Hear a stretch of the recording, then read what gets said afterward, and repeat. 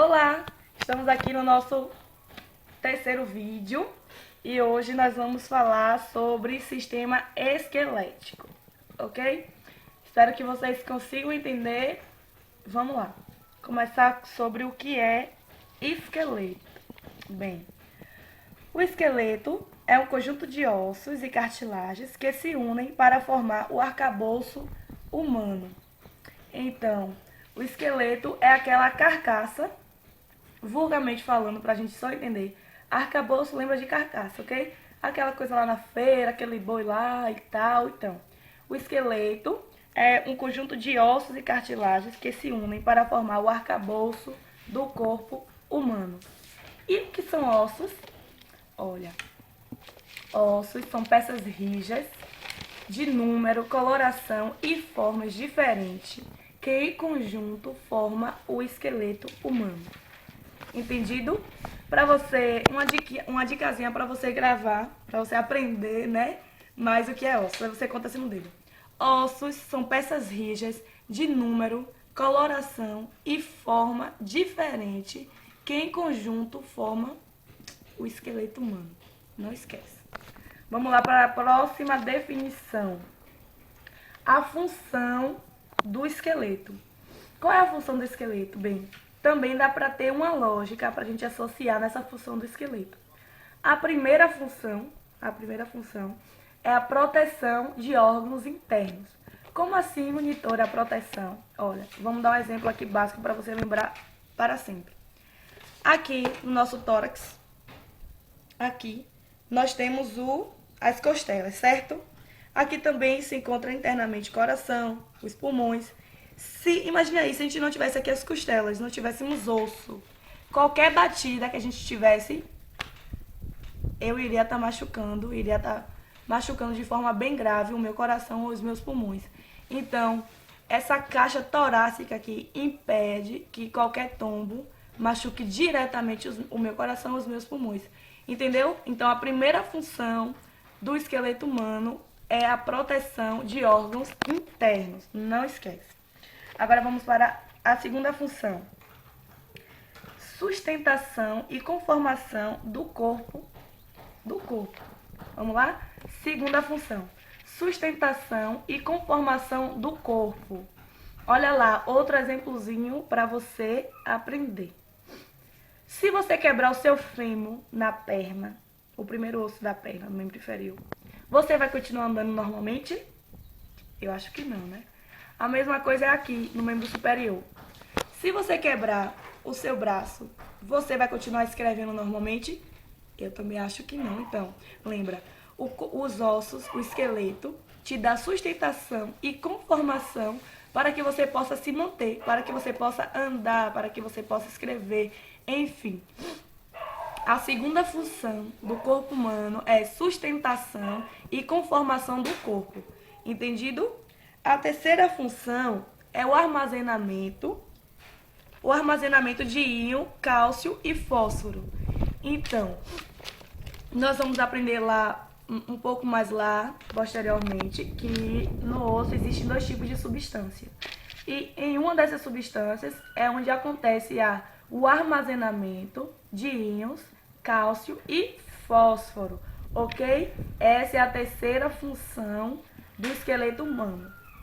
Vamos lá para a quarta função, mas a quarta função é a produção de células sanguíneas. Para quem foi para a monitoria, sabe uma dica facílima de gravar de aprender essa quarta função. Armazenamento de produção de células sanguíneas. Olha, não sei vocês, mas eu antes não sabia que algumas células sanguíneas eram produzidas pela substância óssea. Então, olha lá, a quarta função do esqueleto, né, é a produção de célula sanguínea. Não esquece, a quarta função. E a quinta função, mas não menos importante, é o sistema de alavanca. O que é sistema de alavanca, monitora? Vamos lá. Sistema de alavanca, nós vamos aprender lá em cinesiologia. Vamos dar um exemplo aqui, ó. O sistema de alavanca é como se fosse a capacidade de você estar realizando estes movimentos aqui, ok? Então, vamos lá, sem exemplo, vamos passar direto. Primeira função do esqueleto é proteção de órgãos internos. Conta no dedo de novo. Primeira função do esqueleto é proteção de órgãos internos. Segunda função, conformação e sustentação do corpo. Terceira função, armazenamento de íons, cálcio e fósforo. Quarta função, produção de célula sanguínea. E quinta função, mas não menos importante, sistema de alavancas. Entendido? Vamos lá para outra definição. Desculpa, estou meio mal. Vamos lá. Tipo de esqueleto. Bem, o corpo humano é dividido em dois tipos de esqueleto. O esqueleto articulado e o esqueleto desarticulado. O esqueleto articulado apresenta-se com todas as partes juntas, todas as partes unidas. Tem um articulado natural, que é feita pelos próprios ligamentos e cartilagens dessecados, ou seja, o esqueleto natural articulado, um exemplo, é o nosso corpo, o corpo humano, nosso esqueleto. O segundo exemplo é o esqueleto articulado artificial, que é a ligação de ossos por meio de peças metálicas, que é o exemplo do nosso brodinho lá no laboratório de anatomia, que já deram o nome de Teobaldo, eu acho. Tadinho. Então, o esqueleto articulado natural, que são feitos por ligamentos e cartilagens naturais. O segundo é o articulado artificial, que é a ligação de ossos por meio de peças metálicas, que é o exemplo do nosso brodinho lá. E o terceiro exemplo é o misto, esqueleto articulado misto, quando se tem usado os dois processos de ligação. O exemplo do nosso calouro na sala. Nosso calouro novinho, que eu esqueci o nome dele agora, mas ele sabe que é ele. Então, o esqueleto articulado misto é quando você tem um ser humano com algumas peças metálicas no corpo, por exemplo, um pino aqui na patela, um pinozinho na patela, ou em qualquer outro lugar. Deu para entender um pouquinho? Deu, né? Então vamos que vamos. O esqueleto desarticulado são ossos isolados inteiramente um do outro. O esqueleto desarticulado a gente usa na sala de anatomia, no laboratório de anatomia, para poder estudar mais um pouco, ok? São aqueles esqueletos separados, onde tem um número lá, tem a una cá, o rádio lá, e assim por diante. Vamos lá. Exoesqueleto. O exoesqueleto é um esqueleto externo. Um exemplo que podemos usar é o besouro. O endoesqueleto é o esqueleto interno. É o esqueleto que é revestido por pele. Um exemplo somos nós. Uma dicasinha para você lembrar desse endo. Endo, dentro. Exo, externo. Então, exoesqueleto, esqueleto externamente. Endoesqueleto, esqueleto dentro, interno. Ok? Agora, a divisão do esqueleto. Bem, divisão do esqueleto. Agora sim, o corpo humano é dividido em duas divisões. O esqueleto axial e o esqueleto apendicular. O esqueleto axial forma o eixo do corpo: cabeça, pescoço, tronco, tórax e abdômen. Então, monitora, o esqueleto axial você pode gravar assim, aprender assim, que é todo o membro superior. Todo o membro superior, começando pela cabeça, pescoço, tórax, abdômen e soca. Então, o esqueleto axial é toda essa parte superior. E o esqueleto apendicular forma os membros e constitui o esqueleto. São todos os ossos, ou seja, como a gente aprendeu lá no outro capítulo, são todas as partes livres. Vamos lá falar o nome do esqueleto apendicular, começando pelo membro superior: úmero, una, rádio, carpo, metacarpo, falanges. Membro inferior, fêmur, patela, tíbia, fíbula, calcânio, taço, metatarso, falanges, ok? Esses são os esqueletos apendiculares. Agora me diga aqui uma coisa, como é que se dá a junção do esqueleto apendicular com o esqueleto axial? Alguém sabe? Então responda aí para eu ouvir, responda. Acertou, quer dizer, espero, né? O esqueleto axial com o esqueleto apendicular são juntos com as cinturas. Existem duas cinturas, uma para o membro superior e outra para o membro inferior. A primeira cintura é a cintura escapular, aqui, ó. A cintura escapular é composta por dois ossos, que é a clavícula, esse osso aqui, e a escápula, o osso daqui. Eles são responsáveis pela junção do esqueleto axial pelo esqueleto apendicular. E a outra cintura é encontrada lá embaixo no membro inferior, que é a cintura pélvica, que é formado pelo osso do quadril. Entendido? Então vamos avançar. Me diga aqui uma coisa, o meu corpo humano de adulta é formado por quantos ossos? Aproximadamente 206 ossos. O nosso corpo adulto é formado. Quando criança, a criança tem mais ossos do que um idoso. Por quê?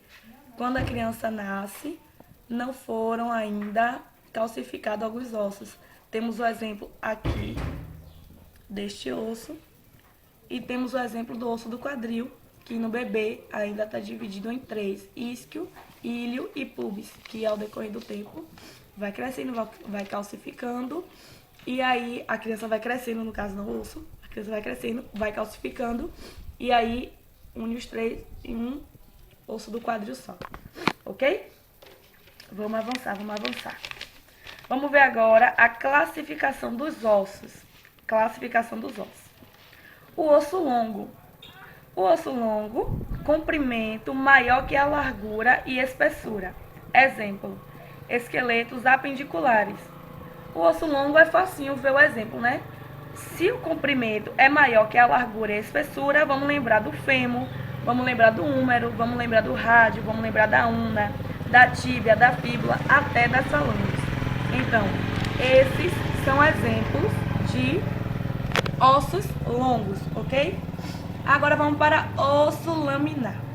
Osso laminar, o comprimento e a largura, comprimento e largura equivalente, predominando sobre a espessura. Então, o comprimento e a largura do osso laminar predomina sobre a espessura. Vamos lá, um exemplo de osso laminar para você entender melhor. Os ossos do crânio, entre parênteses, o parietal, o frontal e o occipital, o osso da escápula e o osso do quadril. Então, esses ossos são os ossos laminares que o nosso corpo tem. O osso curto. O osso curto é mais fácil de você aprender, porque as três dimensões são equivalentes, nenhum predomina sobre o outro. Um exemplo do osso curto são aqui, ó, os ossinhos do carpo, e lá embaixo os ossinhos do taço, ok? Esses são os ossos curtos. Agora vamos para os ossos irregulares. Os ossos irregulares não encontram correspondência geométrica. Eles são bem loucos, bem loucãos. Para você lembrar dos ossos irregulares, lembra uma coisa assim, vida louca. Lembra uma coisa da vida louca. Então, ossos irregulares não encontram correspondência geométrica. Um exemplo de ossos irregulares são os ossos da vértebras. Estou fazendo aqui porque está aqui, mas é lá atrás, viu, gente? Posteriormente, dorsalmente. Então, os ossos da vértebra são irregulares e o osso temporal. Ok? Vamos agora aos ossos pneumáticos. Quase não sai. Ossos pneumáticos.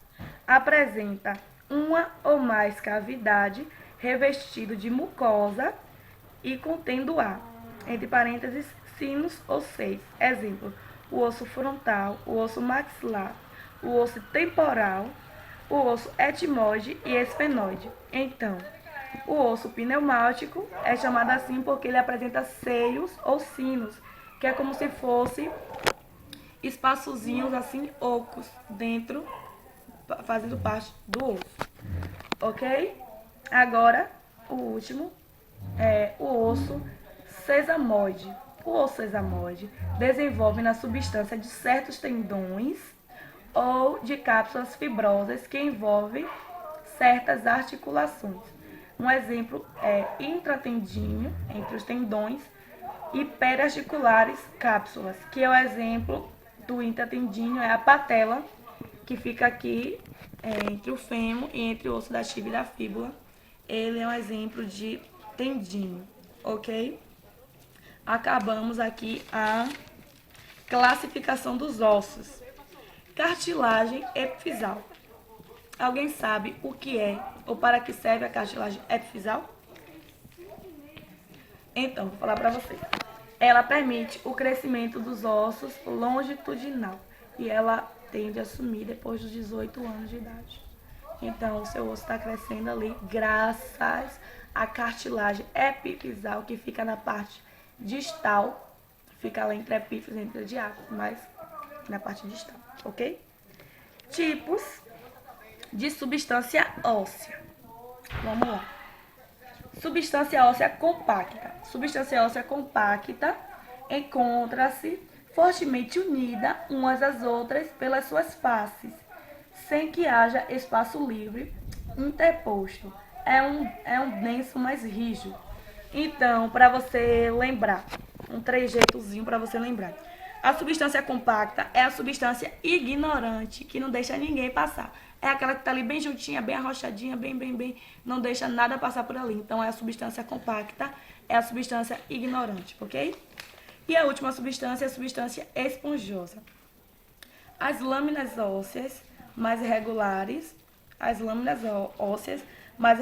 em forma e tamanho, e se arranjam de forma a deixar entre si espaços que se comunicam uma com a outra.